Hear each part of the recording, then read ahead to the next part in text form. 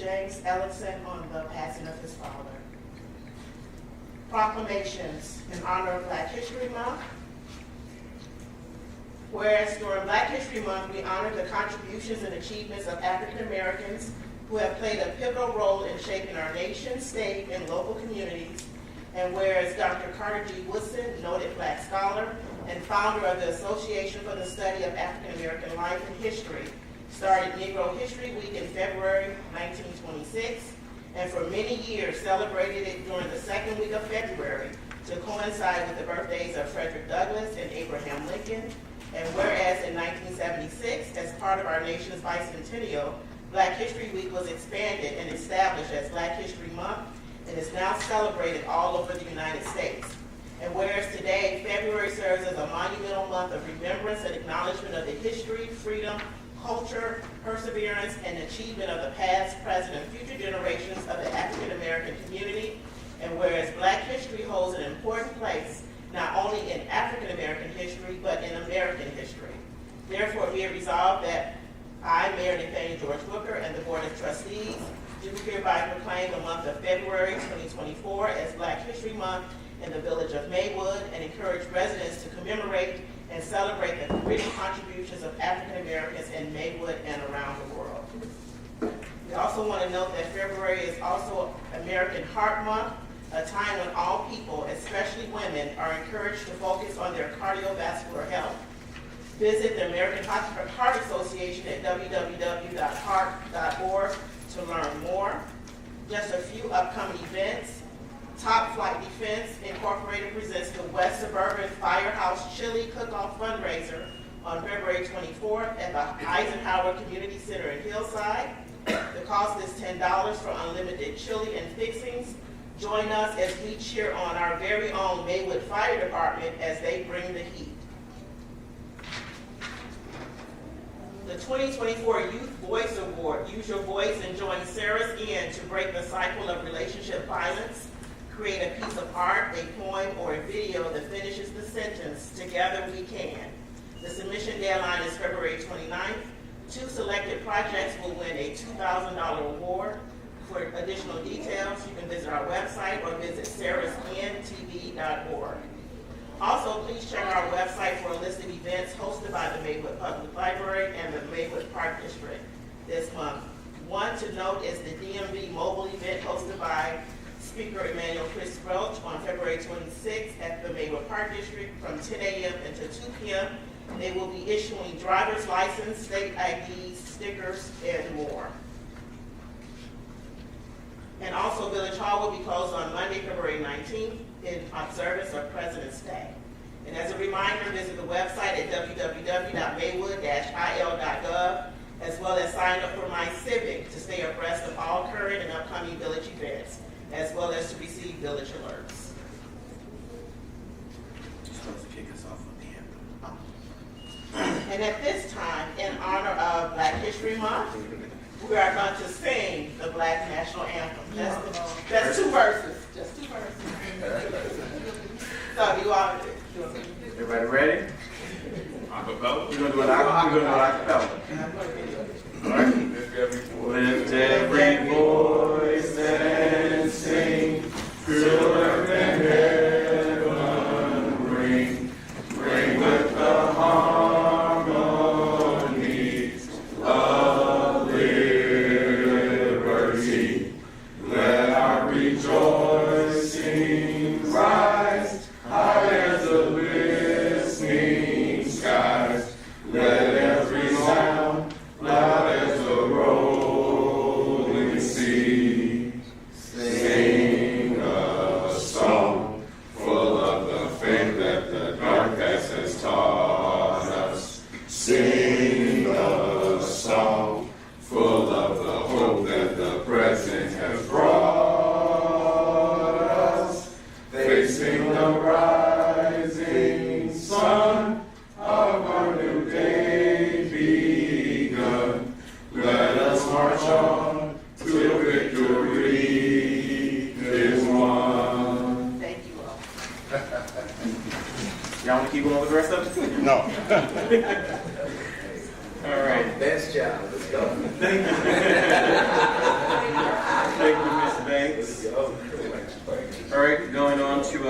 financial management reports. For Director Satchel, does anybody have any questions for financial reports? Hearing none, we'll move on to, thank you, Director Satchel. Village President's report, none. We'll move on to public comment. For public comment, you get 3 minutes saying your name. You do not have to give your address. We'll take public comment. Dawn Williams.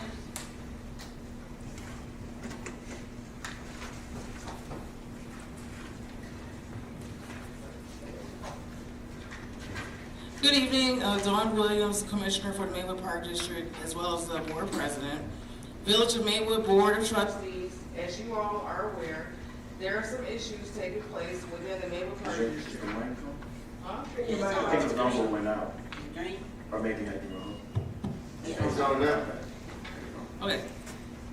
You're talking to it. Village of Maywood Board of Trustees, as you all are aware, there are some issues taking place within the Maywood Park District. As we are going through fixing mistakes that have been made over the past few months, I'm asking that the Village of Maywood Board of Trustees to not interfere with the Maywood Park District Board. On Wednesday, January 24th, 2024, Trustee Isaiah Brandon stood up and walked over to Park District Commissioner John Rice during our live meeting and whispered to him, "This is not okay and should not be tolerated, as we would not be able to do this during a village board meeting." For Trustee Brandon to instruct Commissioner John Rice to make a motion to shut up the president is inappropriate and lacks character. Trustee Brandon, you also said good job after Mr. Rice made the motion. Trustee Miguel Jones is submitting Maywood Park District invoices to the Village of Maywood, and the Park District Board has not approved to move forward with installations at village-owned parks. When things are happening within the Village of Maywood municipal government, the Maywood Park District Board does not get involved, and we appreciate the same respect. Thank you.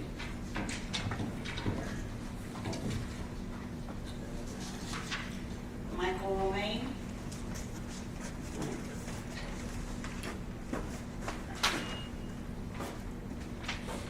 Evening, Mayor, Board. Good evening. Manager Kritsky, Attorney Jurisic. I think it's the wireless. Use the wireless. I'm Mike Romaine, founder, publisher of Village Free Press, the legal newspaper that calls Maywood home. Our first point of publication, meaning the place we publish, the place we list as our most important drop-off location, is right here, 125 South 5th Avenue in Maywood. And yet, despite our ability to publish paid legal notices for taxing bodies, the Village of Maywood has not spent a penny with the local paper in 3 years. Instead, the village has given thousands of dollars to the Sun-Times and the Tribune newspapers that rarely report on Maywood or the surrounding suburbs, and importantly, newspapers that are not black-owned. But this malpractice is not why I'm here today. I'm here because of the reason the village has used to avoid placing legals in Village Free Press. Since 2018, Attorney Jurisic has been telling village officials responsible for placing legal notices that Village Free Press somehow lacks the legal status of the Sun-Times and the Tribune. This is not true. It is false. Village Free Press has the authority to publish any legal notice in the state, and we have published a range of legal notices with various taxing bodies. If Jurisic had any questions about my newspaper's legality after referencing the state statute governing legal advertising, he could have called Sue Walker, the state's leading authority on legal newspapers and the vice president of the Cook County Suburban Publishers Association, of which Village Free Press is a member. He could have also called Don Craven, the general counsel, president, and CEO of the Illinois Press Association, of which Village Free Press, along with the Sun-Times and the Tribune, are members. For Jurisic to repeatedly make the claim, as he has done since 2018, and meeting minutes show this, and as he did most recently late last year, is clearly defamatory. While he has not, to my knowledge, explicitly said Village Free Press is not a legal newspaper, he has said so by implication. When Jurisic tells the mayor or the manager or the clerk that if they place legal ads with Village Free Press, They're taking the risk of those legals being considered null and void, quote unquote. That's defamatory. My question, Jerusalem, is this. What about Village Free Press will make a legal notice Maywood publishes with us, null and void? What is your legal rationale for this wrong advice, which I can argue qualifies as what's called defamation per se, because it is clearly baseless, and it has harmed my newspaper's ability to conduct business, it's harmed my professional reputation as a publisher, and it's harmed my reputation as a journalist. I don't take Jerusalem's actions lightly, and neither should anyone in this room. Thank you. Particularly if you're a person of color who has had to contend with people questioning your credibility at every turn. We're the first week of Black History Month, and I stand before you as the youngest black man in the state and possibly the country to own a legal newspaper, and yet I'm asking the majority black board to stop letting this man feed you lies about my black-owned newspaper's credibility, lies that have resulted in the majority black suburb, led by a black mayor, and a majority black village board not doing a penny of business with this suburb's black-owned newspaper. It's our only newspaper. Mike. Thank you. Thanks. Thank you.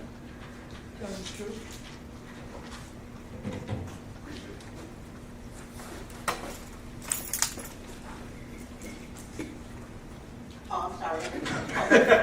We're all waiting for you. Okay, so President Williams, Village Park District, I'm sure the board heard you, and I'm sure the trustees heard you. So I just look forward to all the things being resolved with the Maywood Park District, and look forward to you guys coming back stronger. So, in regards to Mr. Romain, I guess I hear everything you're saying, but I'm at a loss. And I'm at a loss because you're giving 2018 narrative in 2024 when I've been the mayor since 2021. So going into my third year as mayor, you and I have not once had a conversation about your legal notices not being published in the Village Free Press. So for me, if we're making it a racial thing of a black board and black mayor, and you're the youngest person, I'm the second youngest black mayor and a black person that's a mayor in the state of Illinois out of 1,300 communities. Yet you, young black man, have not come to this young black man to say anything about everything you just said up there. So when you say you want the attorney could have called this person, could have called this person, could have called this person, Mike, you got my cell phone, you got my personal, you got my mayor's number, you got my Instagram, you got my social media, you have my email. Not one time have you asked, in going on 3 years, about this.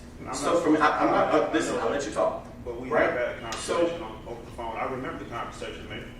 We did not have a conversation about your legal notices. We've had conversations offline.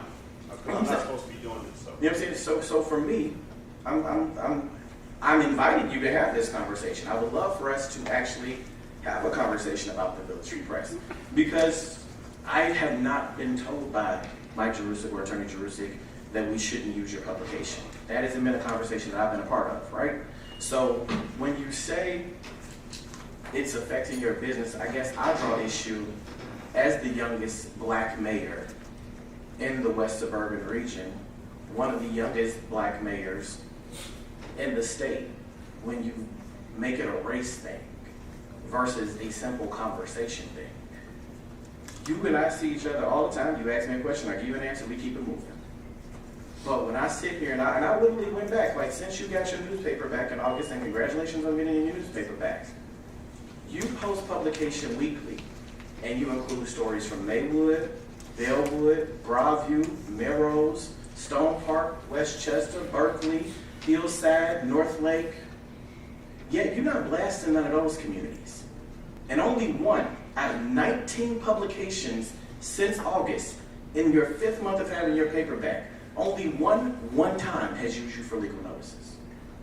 So for me, it's like when you sit there and come here on the dais. Sir, that's not true. We publish foreclosures every week. No, you publish for the county you publish for the township.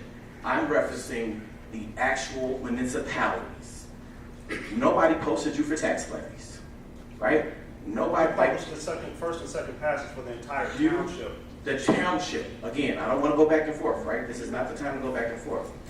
I'm referencing municipalities. You are not before the township today. You are not before the county today. I'm not about to go back and forth, and I would appreciate it if we did. Respectfully, I would request, respectfully, I would like for you to stop interrupting. That's what respectfully I would like to do. This is the reason why I'm here. I wanted to address Lucy so he can perhaps answer why he believes it's null and void to publish a legal. I am asking you respectfully, because you did public comment. Public comment is the time for you to speak. I don't want to make this a back and forth conversation. I'm inviting you to have, I am telling the truth. You're naming township, you're naming county. That's not the point, sir. No, again, I'm not having the back and forth conversation with you, and I would really appreciate if you did not interrupt, right? If you I had, appreciate not being defamed by your attorney, the attorney that you're paying to represent you. so here's the thing, Mike, I'm really going to have to get chief of police involved if I can't even make a comment after you've made public comment without being interrupted. I'm responding to your public comment. I am not, my response to you is I'm inviting you to a meeting after this meeting. Right? That is my response to you. We can talk offline. We can talk tomorrow, right? Because you have a way to contact me We without can talk about this deal. Okay, so without publishing an article putting someone on blast, without trying to shame the village of Maywood, when you literally do articles for 9 different communities that do not have legal notices for you. Come on, man. Again, you have township and county, but you do not have a legal notice in the 5 months that you've had your paper back from North Lake, from Berkeley, from Hillside, from Westchester, from Stone Park, from Merrill's Park, from Bellwood. You do not have that. Sir, That is a fact. that's not the But this is my point, right? You made your point. In your article, you reference this administration, you reference my name, you reference being a young black man as if I'm not the young black mayor. Again, you and I haven't even spoken on the phone, even in 2023 or 2024, right? So at the end of the day, all I'm saying is I really don't have an issue with publishing the public notices in the Village Free Press. That should not be an issue for anybody, and I don't think it I is. didn't address you. However, what I'm saying is, at the end of the day, if we could just simply have a conversation tomorrow, the day after tomorrow, or Friday. Sure. This is an easy fix, but I don't think it makes sense to challenge an attorney when the attorney doesn't post the publications. The attorney doesn't pay for the publications. The attorney doesn't make sure the publications are posted, nor has he ever said to me not to use Village Free Press or even referenced a conflict of using Village Free Press versus using someplace else. So all I'm saying is, when you come up to the community that has the blackboard, that has the youngest black mayor that you represent, and you're citing race, and you're citing being a young black person under 40 in the article that has my name associated with it, I would really appreciate a phone call, a text message, a back, like something. So I look forward to talking to you tomorrow. This can easily be dealt with because it's a simple fix. But blasting it on a newspaper, doing it in public comment, and challenging an attorney versus a simple conversation. Defamation is not a simple fix. Again, I don't know what defamation you're referencing when I haven't received that defaming reason why you're not in the paper. So all I'm saying is, at the end of the day, You'll get communications in the future. if you can, Your firm will get communications as well. thank you. And we can go forward from there. All right, thank you, sir. Okay, moving on to village manager report. Does anybody have any questions for anything in the village manager's report? Mayor, Trustee Jones. Village Manager, I wanted to get your thoughts on the item that's in new business related to the budget amendment. I know I sent you quite a few emails, so I know it might be hard to kind of decipher which one, but I wanted to see if you had any thoughts in terms of some of the emails that I exchanged around those roles. And then after that, I wanted to just make a comment to the public. I just want to see if you had any comments on that. No, I did see you. You're okay. Yeah, sorry. Yeah, usually you direct. I wait for you to do your thing. So, I did see emails. I'm not 100% sure. I know exactly which ones you're referring to, but just the various positions that are required or needed, maybe is a better word, to maintain the operation of the 200 building. So tonight we have, and I think the new business, I'm just scrolling down right now to make sure I remember what's on this, where the independent contractors on there. So that's the item that's on the agenda, to be able for us to go ahead and hopefully find positions, to people to fill those positions so that we can keep the 200 building open to the community, open to our residents, and the sports groups and others that use that facility on a regular basis. And we can utilize those particular agreements to keep the facility open through the end of the fiscal year, April 30th. The other option, of course, in the amendment would be to release some funds to go towards the general fund budget so that we can hire some more permanent people to do that job. So either or both will work. So quite honestly, even if we approve the general fund amendment, which would be to permanently staff the facility, which is what I believe the community, this is my opinion, is what the community is looking for, would go hand in hand with us also putting some independent contractors on it so we can get some new people up and running. So, Okay. so I don't know if that answers your question at all. A little bit. Mayor, do you mind if I address the manager? So I understood that. So there are two parts to it. There's one part where we're looking to, or I'm under the impression, based on your authority, that you've already granted the contractual part for the 200. Is that not correct? Like, has the building been closed so far, or what's happening? Is that the case? The building's been closed? Yeah. Okay. So I guess just to speak on my stance on, I know this is going to come up in new business. I am okay with through April of funding, through whether it be like 1099 or kind of that contractual. Right, that would be the independent contractor. Yeah, so I do support that. I mentioned in my email that I do not support a full-time staff in that space for a few reasons that I mentioned. A couple of them was, I didn't know if this was coming, because the memo that I was referencing looked like it came from the mayor. I didn't know if this was your vision in terms of, because I heard staff is kind of working on this, like just whole, thing, but it seemed like those roles were going to be put under the community engagement department, those permanent roles. However, some of the job responsibilities related to redevelopment of our public spaces would coordinate with our assistant village manager, who reports directly to you. And so I want to make sure that I understood exactly what that looked like, or if we're still determining it. That was the one thing. But the second thing is, in terms of what was going to support a lot of these initiatives, these strategic initiatives were related to ARPA spend. For instance, the park equipment that we were potentially going to purchase or install or dispose of that equipment for our parks. There's other ARPA-related situations that were not in the budget currently that were part of that amendment. So I didn't support it because essentially what would happen is if we approve that full-time role with given that memo or that criteria that they'll be working on, we're essentially saying that we agree to those amendments to fund those initiatives. And I don't think we've made that decision yet. Actually, we haven't, because there's items that I put on there related to it that we said we were tabling that for now. So the full-time role I don't support, because I don't think the board has determined whether or not we want to, if we're from a full-time perspective, if we are entering the Parks and Rec space. I think Parks and Recreation and Community Development are two separate things. They're not the same, and I don't think we should look at Parks and Recs as a community engagement function.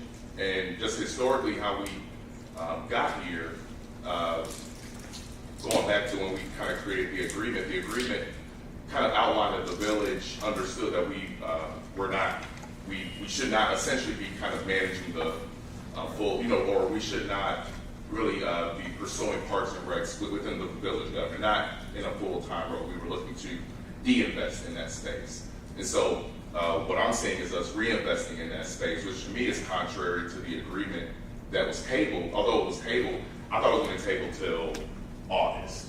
So even though what we're looking to do now is through April of 2024,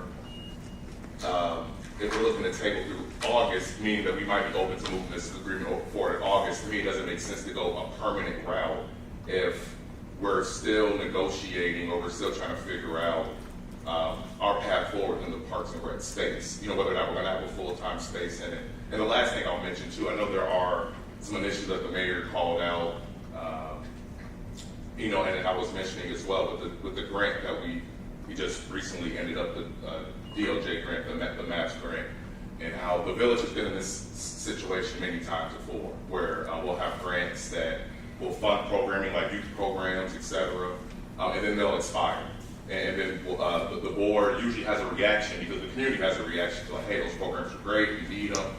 And so this isn't new where the village will entertain, whether using other grant money or our general funds to fund those things. More often than not, that hasn't happened. Sometimes it has, but in certain cases it hasn't. And so I know we've tabled that. We have staff working on it. If those things are still being questioned, then I'd like to still figure that out, especially as we're going into potentially transition to a, you know, whatever we're doing from a village manager perspective. I want that item to be clear and what this role is going to do, because it's all very new, is my stand. So I'll wrap it up there if I didn't want to say. Well, and I'll just conclude that the 15B, which is the independent contractors, that is, if you want to keep that 200 building open, which, and you mentioned the success of the DOJ grant and the youth program that was, you know, run for the most part through all of 2023 and then into early 2024, that really became kind of a cliche, but it's kind of the heart of the city, a lot of activity there, Sure. a lot of good things. So right now it's currently closed. If we want to keep that facility open and vibrant and being used by the public, we're going to need somebody there to man it, operate it, program, whatever we're going to program there, work with the third party, you know, sports groups that work out of there. So the independent contractors will get us there. They can get us there all the way through the end of July or end of April. They could also just bridge the gap between now and when we would hire any permanent people if the general fund amendment went through. You know, of course, with permanent people, you're going to have people that's going to do their job, they're going to be a little more dedicated to look and be more, you know, responsive to what the village and residents need. Independent contractors will also do a very good job, but they're going to be there, they know, on a short-term basis. So it's, you know, that decision is to be made, but the independent contractors for certain are in need at the moment to keep that facility up and operating. Okay, that's it. Great. Trustee Brandon. Yeah, so I have a few questions on that same exact topic, but really focused in on to the village manager. Do you know the operational hours that those programs were operating? Would be my first question. And I guess my second question, after reviewing the resumes for these two positions, were you or James Ellison involved in the drafting of the job description for those two positions? There's been no resumes to review. I mean, no resumes, but the job descriptions for the positions. Were you, Jim, or James involved in the writing of the job description for those positions? And if you could, from your understanding or perspective, give me what hours are these entities operating outside of the 200 building? So for me, I just need clarity from that particular perspective, because as we are talking about oversight for the building, which I am in agreement with, that the building should be open and operating to some sort of extent until we get a clear picture of how we're going to be involved in the continuous operation of the 200 building, and then what that's going to look like from a board perspective. So are you aware of what the hours are, that the programs that are housed out of the 200 building, what hours? What are the operational hours? Are you And I can't quote the specific hours, I don't know what they are, but of course, during the school year, that facility will open after school, so 2, 3 o'clock, it'll be open, and then it will be used continuously till 9 or 10 o'clock at night. There are various groups from basketball to cheerleading to even some of the football organizations use it, boxing. There's a variety of different groups that have various contracts with us, and we had that on the agenda back probably in October, November, when there was a kind of a dispute between who was running the programs, the Park District or Village, and then we took on those various contracts and had those different organizations sign agreements with the village. So those facilities on a weekday basis are used after school, so 2, 3 o'clock until 10. Saturdays, it's pretty much full-time, all time, probably 8 in the morning till 8 or 10 o'clock at night. Sunday is also used, and I can't say specifically what the hours are. And sometimes they vary from day to day, week to week, depending on who wants to use that facility and rent it out from us. But there is a strong desire. We could probably open that facility for a longer period of time if we wanted or had the staffing to do so. And then in terms of the job descriptions, I'm not a job descriptions.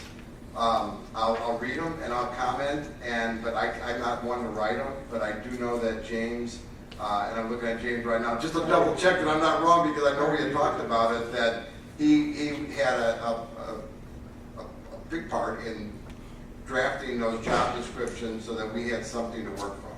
And that's James's job, is obviously his HR. Right? So you say he reviewed it, so who drafted it? Like, where did it come from? It's a simple question, trustee. James sent over to the community engagement department and myself the actual template of what a job description would look like. Ms. Banks and myself went off the thought process and conversation of what actually is needed, and that's how the job role was drafted and then communicated back over to the HR department for review. So Ms. Banks ultimately, as the director of community engagement, that me and Ms. Banks having conversation is actually based on what the needs are. We're able to put together the job description, if that's what you were just trying to confirm. Yes, we had meetings about it. Yes, it was drafted and put together. We both continue to have conversations about it. It was sent over to HR, and it's now in the board's hands. Yeah, and I guess for me, I just didn't know that is something that, we individually could be a part of. And so this is new to me that, we can be a part of like drafting job descriptions and things of that nature. So, for me, that was new. I mean, the normal process for job descriptions, especially with new positions, is you go to the experts, which is normally the department director, because they know what they need, they know what they're doing, they do that. And when it comes to HR, I'm looking for legality things, making sure we're not putting anything in there that's too specific, or too broad or anything like that, and that's what the review is. But normally we'll go to the industry expert, which is normally the director of that department. Okay, so, and I'm finished actually with this. And so, Jim, you mentioned before I moved to the other item that on Saturdays the building is open at 8 a.m. to 10 p.m. I don't know the specifics. I don't want to lock myself into that. But that is the general hours that I've been. I can't say that I'm there on Saturdays at 8 in the morning or at 10 o'clock at night. But from what I understand from different programming and organizations that use it, it does start as early as 8, and it can go as late as 10. Sometimes I would even believe it would go after that, because you'll get a family that'll want to have a reunion or a birthday party, and they'll want to rent the meeting space, and they'll actually go for a longer period of time. But I think from from a kid's perspective, kids being whatever, 6 to 18 or whatever, 9, 10 o'clock isn't abnormal for a Saturday. Okay, and you just mentioned something, Jim, if I can get some clarity on it. And this is a question that has come up from residents. So I know right now the building is not open for any rentals or anything like that. I don't think it has been for. Okay, and I may stand corrected on the rental side of things, because we do talk about if we build programming there, do we come up with a fee to rent the facility and what have you. So again, I don't want to misspeak, and I don't want to give bad information. So the rental side of things may not come into play here. Okay, and I'm just, Ian, before I shift to the other question, that it is my hope, Jim, you or the assistant village manager would I guess have a stronger grip on, like what is happening at what hour, because that is on the operational side of things, and so.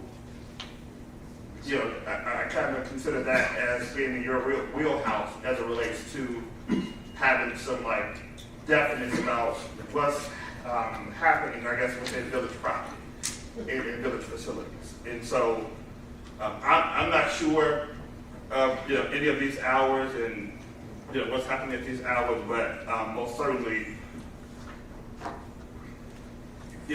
Well, we can go back, and I just can't recall off the top of my head. And again, I think a lot of times use of the facility is based on need.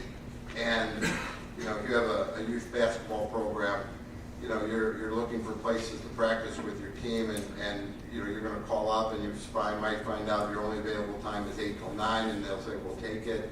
So we can put together more specifics, and I think as the programming becomes more defined and we get a better, for the longest time the Park District ran all those programs, so we were not as intimately involved in what was all going on there and when. Now that we're starting to get a better handle on things the last few months, I do believe we could come up with a more set schedule, more set hours, and I think that would even be to the advantage of the entire facility. If we say the facility is open from this hour to this hour, and that way it eliminates a lot of confusion. So we can get that information to you. So that's it for that. I would like to cover that. Thanks. All right. So just moving on to the next item. Wait, no, I just have a response in regards, before we move on to the next item. We should just stay at the 200 building and stay on the actual amendment to actually add staff. So I think one thing the trustees you have to keep in mind is we all voted to not renew the management agreement for the Maywood Park District for our village-owned properties. We own the 200 building. We own the 1100 South 11th building. We own Veterans Park. We own the pool.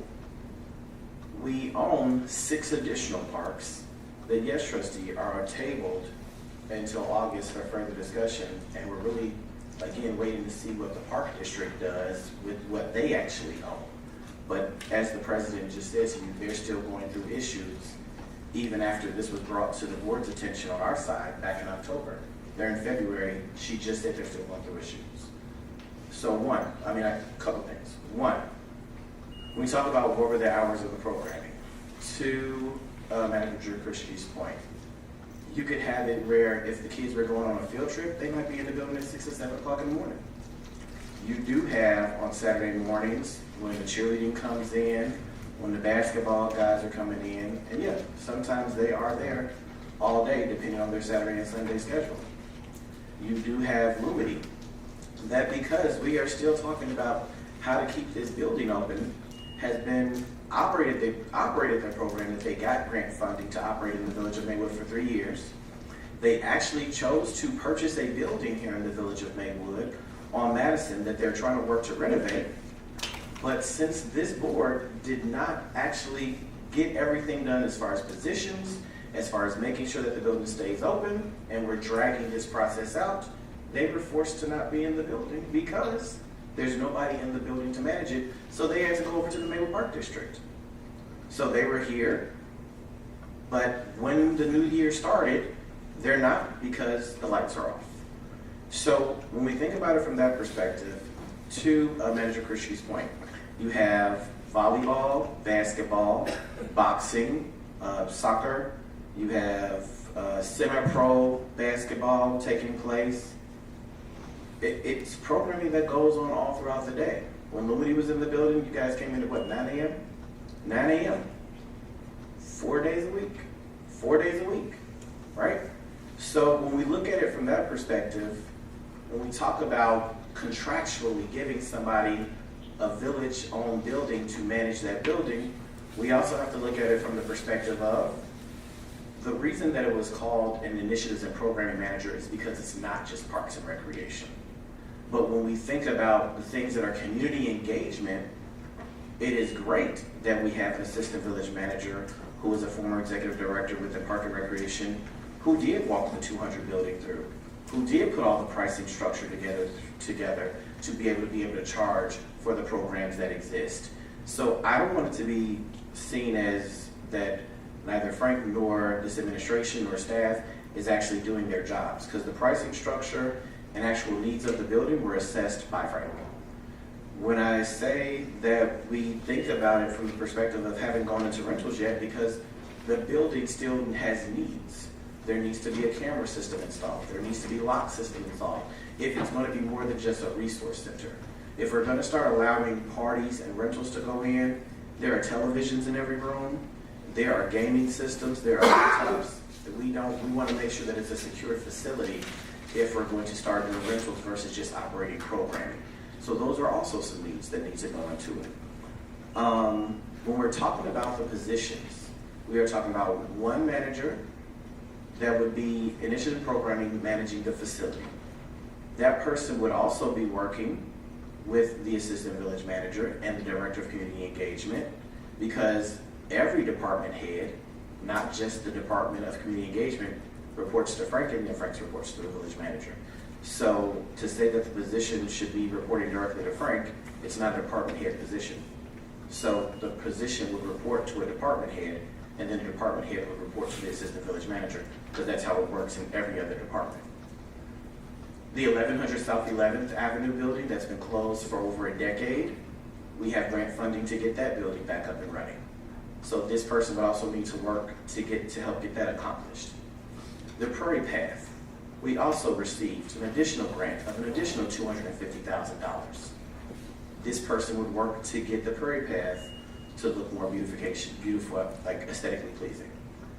You have the partnership with the Prairie Path Association, because the grant only goes from 9th to 21st, but you also have the Grant Prairie Path Association working on getting things done on First Avenue of the entry of the Prairie Path that goes 65 miles, go heading west. You have to worry about the cleaning services that are taking place. You have to worry about the security that's taking place.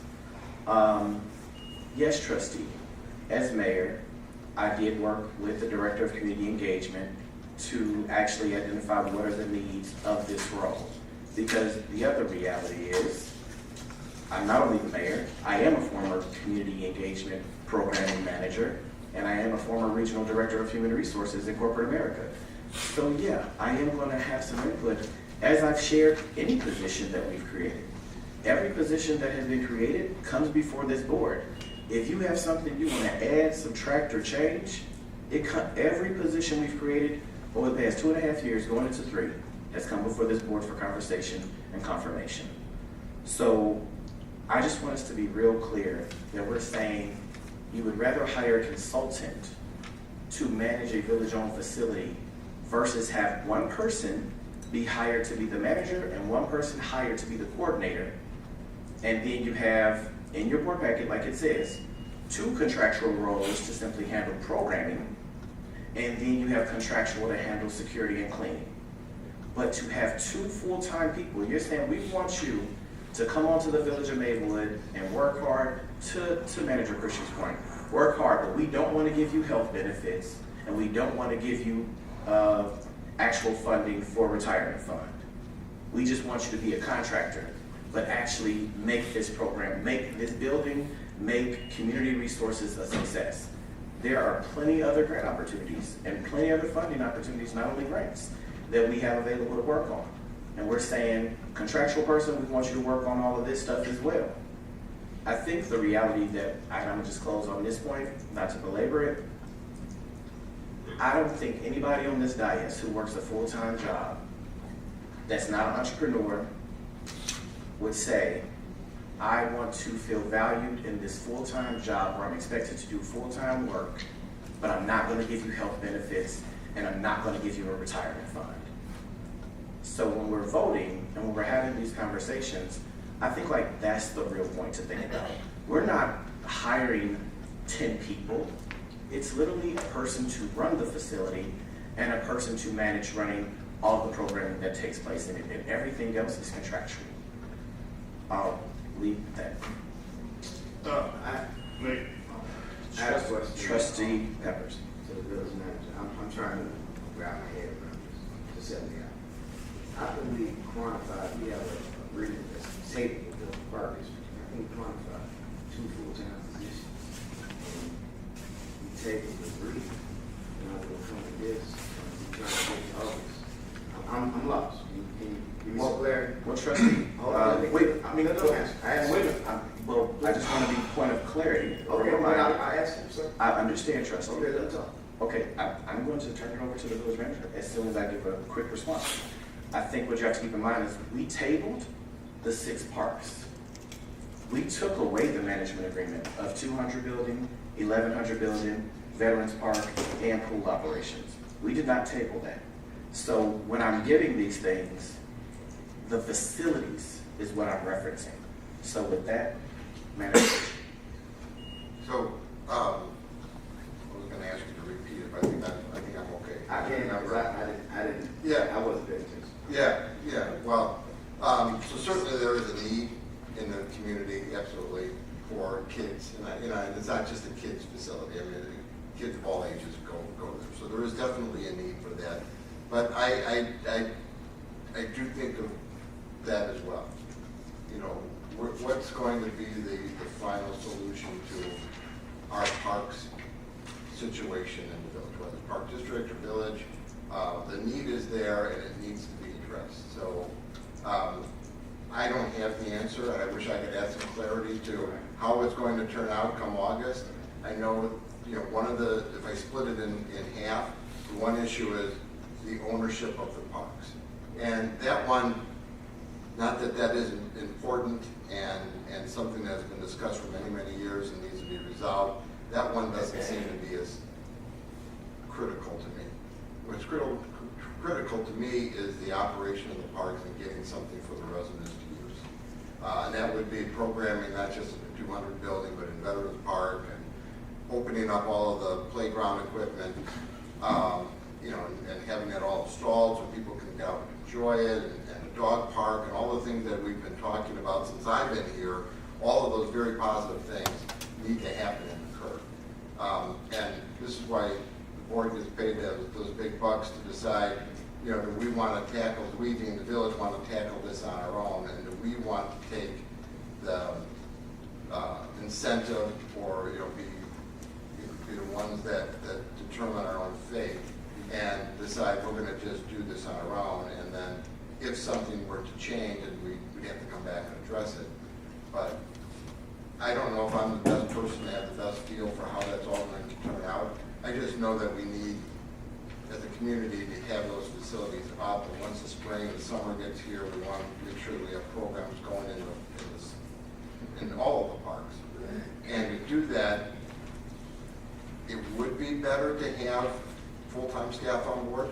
I think it would be harder to find the correct people, the right people as independent contractors to be able to do it successfully. But there is absolutely a risk or a concern that is that how we're going to finally, that's going to be our final decision. But to get things up and running, we need people sooner rather than later, because programming starts now. Parents are starting to decide what they're going to do with their kids, and we need to get things up and running. So I guess come August and things were to change and everything was well with the park district and everything were to go back to them handling it over, then there had to be some sort of decisions made about what do we do with the staffing, how do we implement them back into the park district or into the program. So I think it would open up a dialogue with the park district if they came back into the picture on how we go about continuing to fund positions and do what we need to do to keep the park open. I don't know if that's a good answer. Yeah, but the thing is, with independent contractors, wouldn't it be like a Band-Aid, and then we need a contingency plan just in case August comes and the park district goes left or right and we're ready for it? Shouldn't we have some type of strategic management, and proper training and understanding communication so we can tackle those things?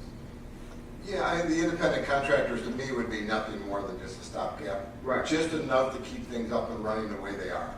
They wouldn't enhance it, they wouldn't offer anything more, it would just be, here's what we've done, we'll continue to keep the building open, and that would probably be to the level that it would get to.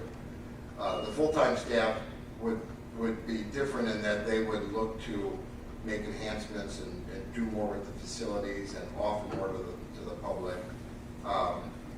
But again, it all comes down to what happens come August.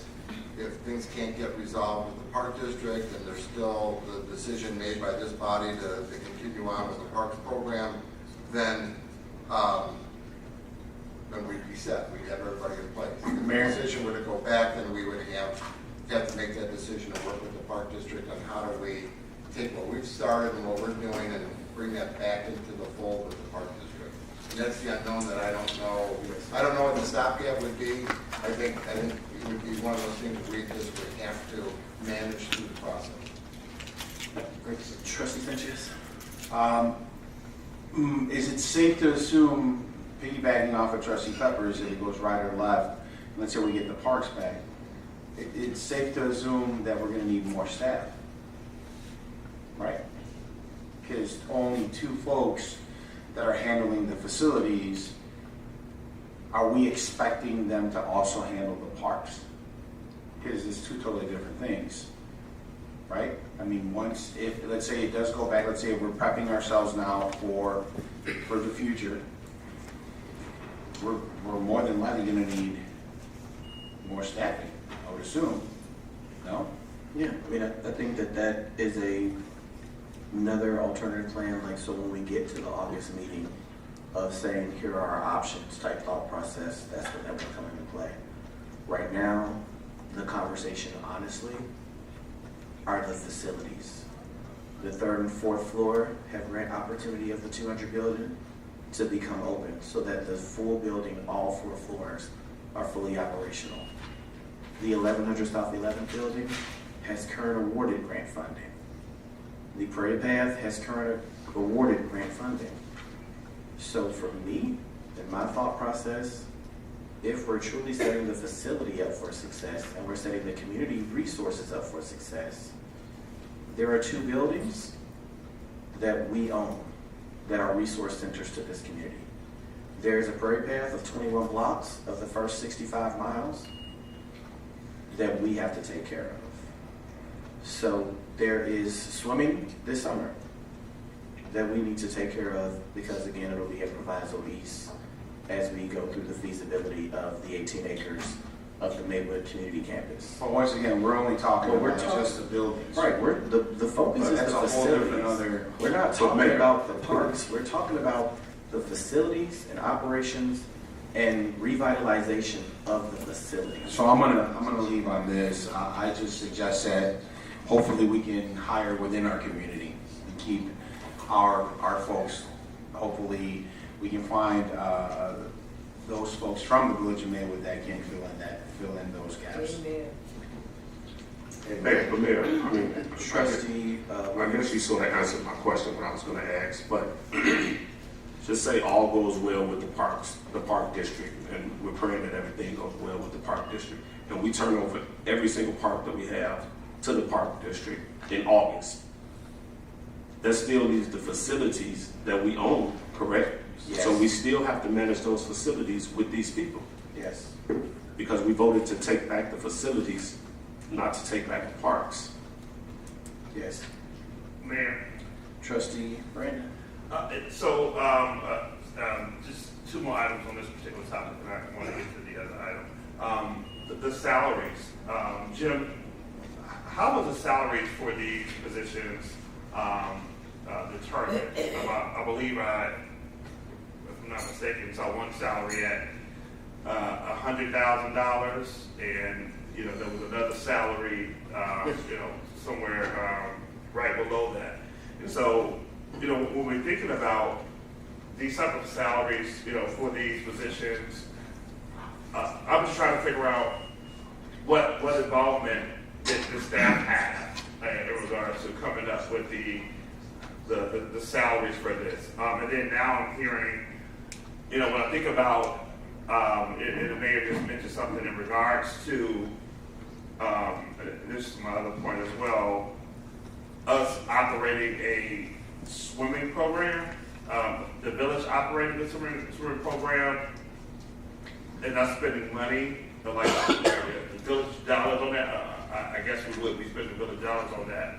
Continue to take us down the path of the village going back into the parks and recreation business.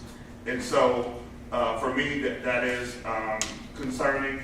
But the other thing is, and I was looking for it, maybe I skipped it, but in your report, you mentioned that you had a report in regards to the conditions of the pool, and that it was attached to your report. And I didn't see that as well. So if you have something in writing from someone who, is a professional in the industry as it relates to pools, evaluating, assessing, pools in writing, I would like to see it, because it's something that I've been asking for a long time. I don't know if you recall or not, but I've been a sounding board in regards to the monies that were in the budget just this year in regards to having the pool assessed and getting the current conditions of it, so that we can be aware of what the status of our property is. The village of Maywood owns the pool. What is the status of it? Of course, the community and the residents have been,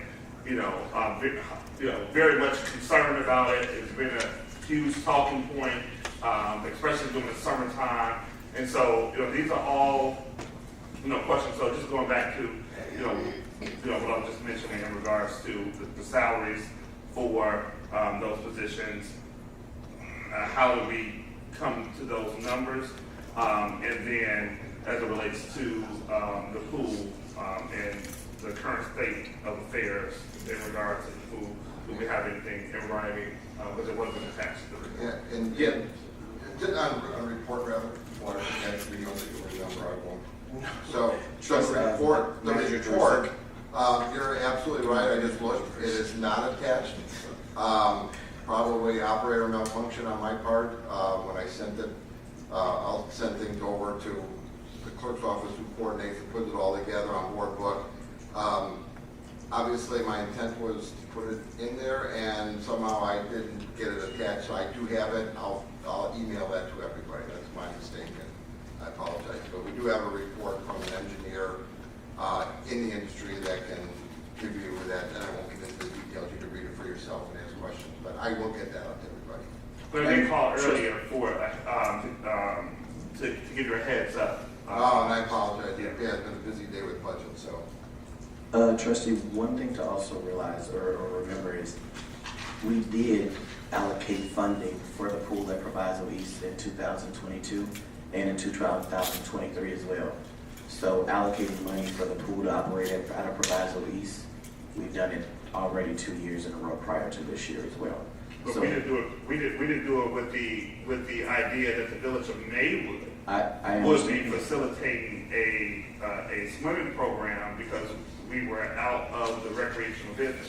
We did it based on your recommendation that the park district, where I guess the subject matter experts, or they were going to do it, or they had the infrastructure to be able to, I guess, facilitate such a program. Yeah.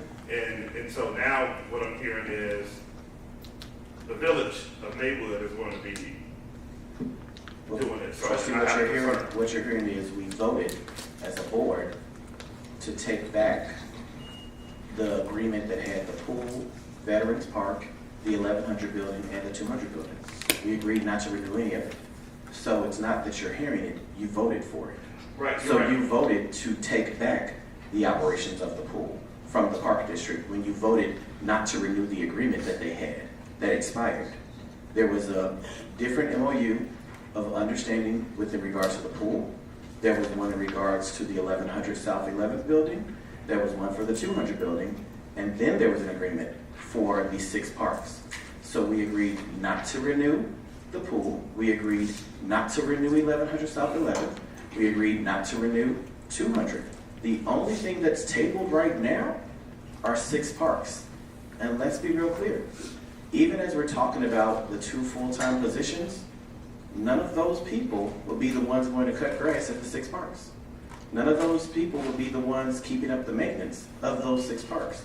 So what we're discussing tonight are the facilities and programming that is a community resource that we all voted to not renew for the Park District. That is all. Well, let me help provide some clarity to that. So what we voted on is to table the item until Park transfers, right? The 6 parks. That's the only item that was tabled. Everything else, we voted not to renew. I thought it was all under review. No, sir, it wasn't even- management, as well as the parks. But you know, Trustee, let me- point of clarity, I just want to give point of clarity. It was actually 2 separate different board meetings, I remember. right? So it was 2 different board meetings. In the one board meeting, we voted not to renew things, which took away them from managing pool, 1100, 200, and Veterans Park. The next board meeting discussed the 6 parks and tabling the 6 parks. So it was actually 2 different meetings because we decided not to renew. I just want to point of clarity. Okay, so yeah, I was my concern is again clear again in regards to the village of Maywood going full time into the recreational business, right? And so the village of Maywood, there's a park district where there are elected officials that govern recreational services for the village of Maywood, and we should be ensuring that we're holding them accountable to ensure that they are, as residents and as elected officials as well, holding them accountable to make sure they're policing on behalf of the residents of the village of Maywood, and not the village of Maywood going into recreation full time. And as far as the pool, having more money is what I'm hearing going to operate a pool program. I'm highly concerned about that, but that's not on this agenda tonight. So I'll move on to my next item for the village manager in regards to the McGrath proposal that was sent to the police and the Public Safety Commission that we were able to kind of review and kind of like look over, so to say. I just wanted to see if we have exhausted, Jim, if we have exhausted all options, and wanted to hear from you if you have been involved with any conversations directly, I guess with the union and the leadership within the fire department to address the grievances that they have, and if so, what has been like, your perspective on the matter. And so, just want to make sure because in the agenda tonight, which I'm actually want to be asking if we could table the issue so that our commission could take a deeper dive at the program that was brought up. And so, I just want to hear from you in regards to the amount that that's been proposed that we spend on this, which is like close to $35,000 in regards to having someone to come in. Is there any other organizations that have been looked at or looked into in regards to that's cheaper? I don't know, because it popped up on our agenda, and I'm not sure if we've done all that we can do to ensure that we exhausted all options or avenues in regards to the issues that may be happening. Yeah. Yeah, and so I can't get into the personnel side of things. Certainly, union negotiations, I put it into my manager's report probably every month since I've been here. That's been an ongoing battle for over a year now. There have been a number of grievances that have been filed. So the quick answer to am I aware and involved in the conversation and trying to work out options and solutions to some of these problems, yes. Too much and too often. And every time we seem to make one step forward, we get 2 steps backwards. It's been an ongoing struggle. So it's not that unusual in union negotiations. I have those kind of back and forth and those kind of issues crop up because they happen. In my experience, which isn't extraordinarily vast in union negotiations, so it's not the city of Chicago or anywhere else that you deal with it on a more regular basis, but I've dealt with it enough that this particular one is going on longer than what I would consider to be normal. And I think there's a lot of factors that go into it. As for the firm, they're a very well-known firm, very well-respected. I won't lie, there are definitely other firms out there. Now, whether or not they'll bring to the table the same expertise that this particular group does, which, they bring a vast knowledge and background to these type of situations. But there are other groups that I can't say that we reached out to. We reached out to this organization because of their respect, their knowledge, what they bring to the table, and knowing what these, my past experience, I've done a number of assessments in a number of different departments. They're all at about the same range of price for the work that's to be done. It always comes down to who are the people doing the assessment. And they will come out and they will meet and talk to certainly the mayor and other public safety committees. They want to understand from their standpoint what are the issues or what are the things that you want to see addressed as well. So they're very comprehensive in what they do. And so just a follow-up. So did we, because of the price, and I don't recall it, did we do an RFP in regards to? No. Okay. So yeah, that brings me to my other point. And so because of like the dollar amount, right? I think that we should have done most certainly an RFP. What I would have liked to see as being the, co-chair, I don't speak for myself, the co-chair for the public safety committee, that we be involved or, in that process, or somehow, it came before us with more time versus how it did. Like, okay, this is, who we're going to go with without us really being a part of the shaping process, and just having that one entity presented before us. That I would have liked to see 3 different proposals, especially anytime we're spending around $35,000. I think that we had enough time to be able to do that and see what other organizations are out there to just make sure that we are being, just good stewards with the resources as well, and not just going after that one particular entity. I would have liked to see the committee, first of all, for this to come before the committee, and then for us to also have an RFP process because of the dollar amount being what it is as well. And so, for those reasons, I will be asking that particular item be tabled. Trustee, I just have a question. Go ahead.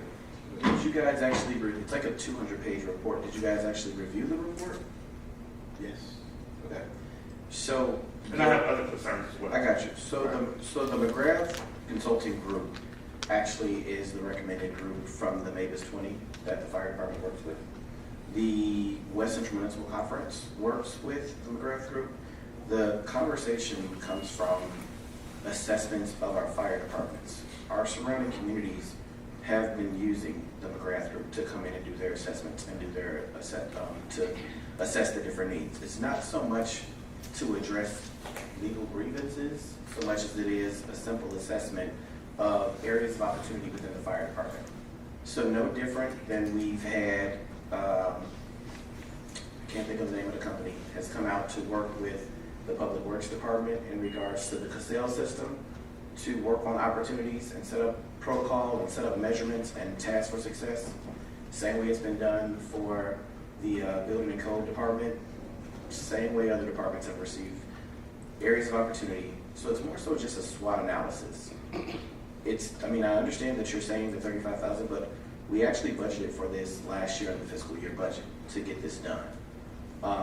So I just wanted to provide a little clarity.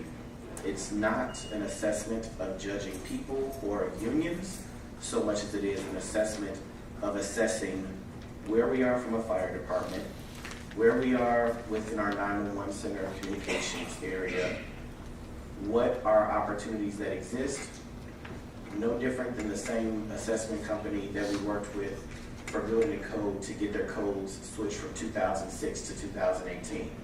We didn't put that out to an RFP. We didn't look at 3 different proposals. So I just want to give context that McGrath is a recommended company to work with because they work within this region. Just some substance. Yes, sir. Let me say something. Trustee Peppers. But also, if anybody wants to review it, I don't have a problem with you guys putting it back to your committee. I'm just giving you guys substance. Right. Yeah, I would concur with Trustee Brandon that we should table it because as I reached out to the village manager, some real issues that we need to discuss first before we hire, an outside entity to do their audit. And the second thing I wanted to say is back on the pools, I had a question about the pools since we did use the facility at the Wiseman's. When we, who managed the pool this summer? In 2022 and 2023, it was the Park District. Right. So, did they advertise? Did they? Trustee, the reason that we agreed not to renew the agreement is because we both have a mutual feeling about how they manage that pool this summer. Yeah, because I'm telling you, as the director of security at the school, the first 14 days we might have had 20 kids. Well, that was actually a program. That wasn't even an open spec, right? So that was, we fully, we have a mutual level. That was not good. But it was not. But the village did pay for that too, right? So again, it's not like we're dispensing new money. It's money that we already dealt with. We just try to do it more manageable. Yeah, but I would like to have some deep conversation. I got some serious notes from the last committee meeting that we should really discuss. I sent you a couple of correspondence about it. Yeah, I would like to go over plenty of notes that you need to be privy to. So if I'm understanding, both chair and co-chair would like to go back to their committee. Yeah. So let's send it back to committee. We don't need to vote on it. But again, if anybody wants to read the full report, I would say read the full report. But again, there are some, hold on, trustee. There are some issues that definitely are within the union and contractual and collective bargaining agreement conversation. This assessment is not a part of that. I just want to make sure when we're having these conversations of the issues that we're focused on grievances, union, collective bargaining agreement, staff issues, assessment of a department to put in benchmarks and a SWOT analysis of what we don't know that we don't know, of what we're not thinking about as possibilities of how to make the department better. Hey, It's Mayor. 2 different things. I also have a question. Trustee Sanchez. Is this decision time sensitive? No. Because if it's going back to the committee, does it need to be brought back to the board at a certain time? No. Mayor, Trustee Brandon. I want to thank my colleague for asking that question because that leads me to my other point, to ensure that a RFP is put out to get additional folks or proposals at the table so that we could have a chance to review some additional proposals as well, so that then we could be able to make a recommendation to the full board for a consideration based on an RFP that has gone out, so that we know that we have some additional options to review as well. Okay. All right. So that's it. We'll go on to the village attorney report. Does anybody have anything for the village attorney's report? Before we go there, do we need something to officially proceed with the RFP No. situation? I just want to be clear from the directive standpoint. Is everyone in agreement? Let's just do it. And then very clear to everybody in the room that. To be very clear, are all the board members in favor of the McGrath Consulting proposal to go back to committee with 2 other proposals as an option for them to be able to review and bring it back once they have a recommendation? Right? Well, I want to make sure that proposal. I want to make sure that that's clear. So I want to, for the record, and so that everybody in the room is clear. What I requested is that we put out a RFP so that we follow best practice in regards to allowing other folks who may provide this particular service to be also present a presentation as well. Just make sure that that's included. Everybody's in agreement with that? Are there anybody that's not in agreement with it? Okay, but that's it. Thank you. We'll go on to village attorney report. Does anybody have anything for village attorney's report? Hearing none, we'll go on to trustee committee reports, and that's just the proposal for McGrath. Other than that, I need a Mayor, I just want to comment, I did submit a trustee committee report to the village manager. I think it was on Wednesday. It was related to the ARPA budget amendment and this general fund amendment. It didn't make the agenda. Hopefully it can make the next one, but that's going to explain my the reason why I'm going to vote no for the budget amendment. I just want to throw that out there. That's going to explain it. If no one can see it, I can forward it to the board. But I did. If you wouldn't mind, and it very well should be in there. And which of, I mean, I responded to them in regards to the operation uplift and the ways back in. Yeah, so it was, no, then I actually had like a trustee committee report that was in response to the ARPA budget amendment as well as the general fund amendment. Yeah. and if I missed it, I apologize, but we'll get it into March 1. Okay, but that's going to explain my the reason why I'm not, because my understanding is just to be clear that a lot of what the full-time roles within the community engagement department is supporting initiatives that are in the ARPA budget amendment, and I didn't see anything in terms of what's currently in the budget for ARPA in those roles. And in some of those items I did submit submit through the omnibus agenda items that you were saying that we were going to table anything related to ARPA. Does that ring a bell? Honestly, there was a lot of dialogue. There was a lot. Back and There was forth. a lot. It's not ringing a loud bell, but I do recall seeing some dialogue back and forth, and I may not have picked it up as being a report for the agenda and maybe more commentary, so it may have been just not clear. Yeah, I think I forwarded to, but I'll I will go back and look at it. All right. Okay. I need a motion for omnibus agenda items A through I, but we are pulling C, which is the McGrath Consulting Group. And we also pull in, That one's under new business. So the omnibus agenda is just C. Need a motion? Motion to approve, trustee Sanchez. Need a second? Second. Second by trustee Jones. Please read the omnibus very short. Letter A, motion to approve the monthly financial reports in the amount of $902,344.39. Letter B, motion to approve the warrant list number 200545 dated December 31st, 2023 in the amount of $2,557,032.26. Letter C is pulled.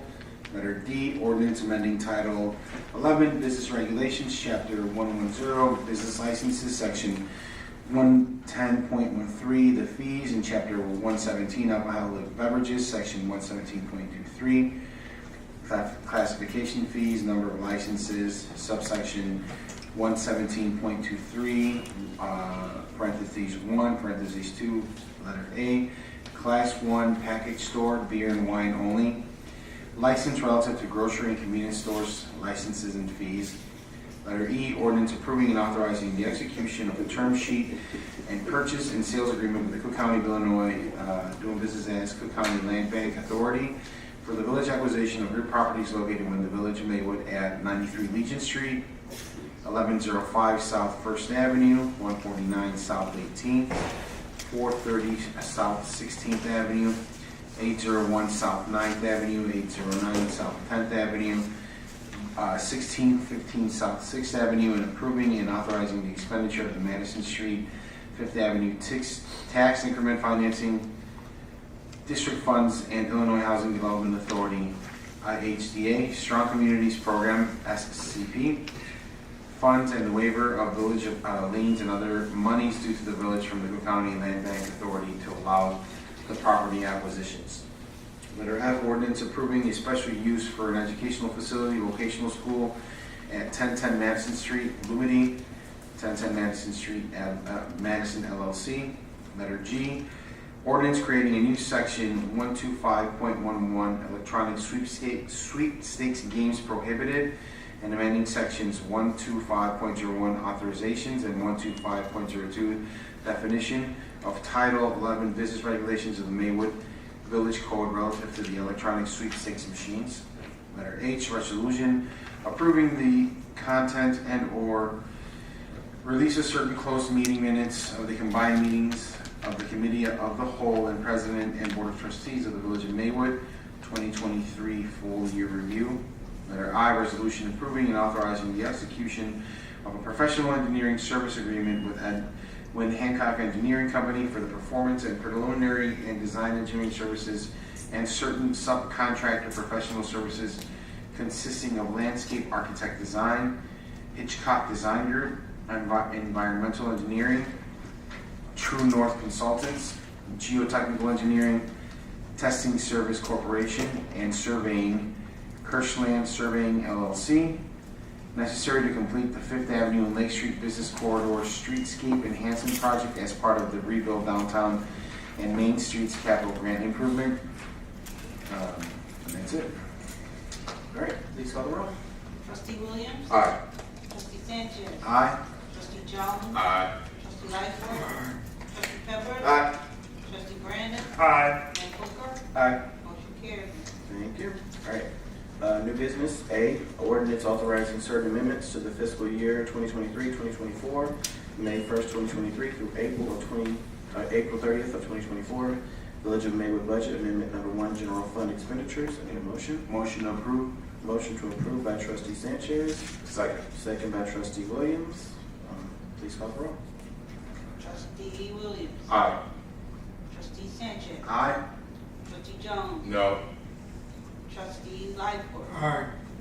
Trustee Peppers? No. Trustee Brandon? No. Mayor Booker? Aye. Motion carries. No, it requires a supermajority. Okay. All right, B, I need a resolution ratifying the use, approval, of execution of independent contractor agreements for the community engagement coordinator and certain security personnel for the continued community engagement operations of the Maywood Masonic Temple building located at 200 South 5th Avenue. And So moved. moved by Trustee Second. second by Trustee Brandon. Please call the roll. Trustee Williams? Aye. Trustee Sanchez? Aye. Trustee Jones? Aye. Trustee Lightfoot? Aye. Trustee Peppers? Aye. Trustee Brandon? Aye. Mayor Booker? Aye. Motion carries. All right, I need a motion to go into closed session to discuss C. A, pending litigation. C, the employment, appointment, compensation, discipline, performance, or dismissal of specific employees of the public body. And you said E. D is in David. D, the purchase or lease of real property for use by the village. A motion to go into closed meeting session to discuss the following items. A, pending litigation, 5 ILCS 120-2-C-11. or C. The item number C, the appointment, employment, compensation, discipline, performance, or dismissal of a specific employee of the public body, 5 ILCS 120-2-C-1, and item number D, the purchase or lease of real property for use by the village, 5 ILCS 120-2-C-5. Second. Motion by trustee Grant, second by trustee Williams. Please call the roll. Trustee Williams? Aye. Trustee Sanchez? Aye. Trustee Jones? Aye. Trustee Lightfoot? Aye. Trustee Pepper? Aye. Trustee Brandon? Aye. Mayor Booker? Aye. Motion carried at 8:30. So, just for clarity, there is still one item in old business that we'll circle back after we get out of closed session. For those who would like to stay, there's really no reason to, but you're welcome to do so. All right, so we're gonna go to the back. And if you guys would like to stay and have a seat, you're more than welcome to do so. And we're gonna go into closed session. It's really like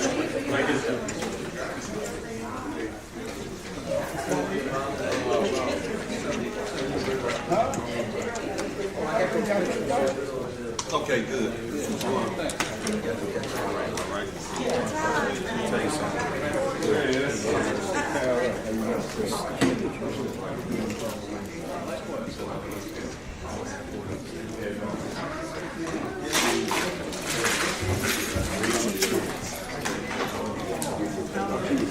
That's why I mostly that's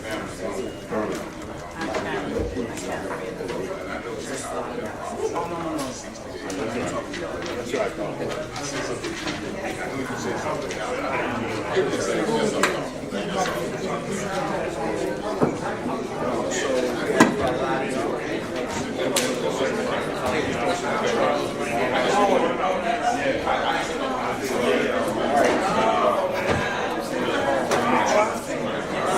Somebody went today.